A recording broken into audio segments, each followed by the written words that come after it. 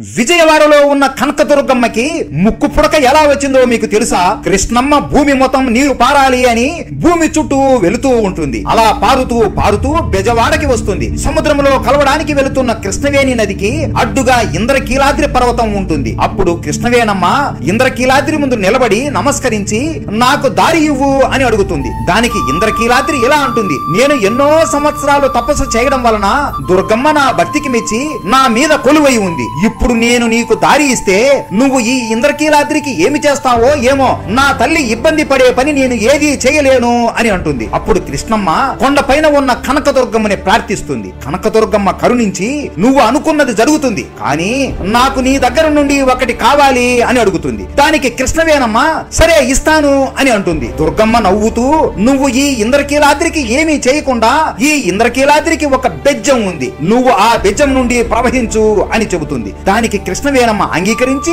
నీకు నా దగ్గర నుండి ఏం కావాలి అని అడగగా దుర్గమ్మ నవ్వుతూ నాకు నీ ముక్కు పుడక చాలా బాగా నచ్చింది, నాకు అది అరువుగా ఇవ్వవా అని అడుగుతుంది. కృష్ణవేణమ్మ సరే అని ఆమె ముక్కు పుడకని దుర్గమ్మకి అరువుగా ఇస్తుంది. అలా ఇచ్చి ఇలా అంటుంది, ఈ కలియుగం అంతం అయ్యే సమయంలో నేనే కొండ మీదికి ఎగసి నా ముక్కు పుడకని నేను తీసుకుంటాను అని చెప్పి ఇంద్రకీలాద్రికి ఉన్న బెజ్జం ద్వారా కృష్ణవేణమ్మ ప్రవహించి సముద్రంలో కలిసిపోతుంది. అలా బెజ్జం వాడగా పిలువబడి ఇప్పుడు బెజవాడగా పేరు మారింది. అలా కృష్ణానది అమ్మవారి ముక్కు పుడక తాకిన రోజు ఈ ప్రపంచానికి ప్రళయం వస్తుంది అని నమ్ముతారు. ఎప్పుడైతే కృష్ణానది నీళ్లు అమ్మవారి ముక్కు పుడకని తాకుతాయో అప్పుడు కలియుగం అంతమైపోతుంది అని భావిస్తారు. అసలు నవరాత్రి ఎందుకు జరుపుకుంటారు, దుర్గమ్మ ఎలా జన్మించిందో తెలుసుకోవాలి అంటే మన తెలుగు హిస్టరీ టేల్స్ ఛానల్లో పెద్ద వీడియో చేశాము, చూసేయండి. దుర్గమ్మ అంటే మీకు ఇష్టమా?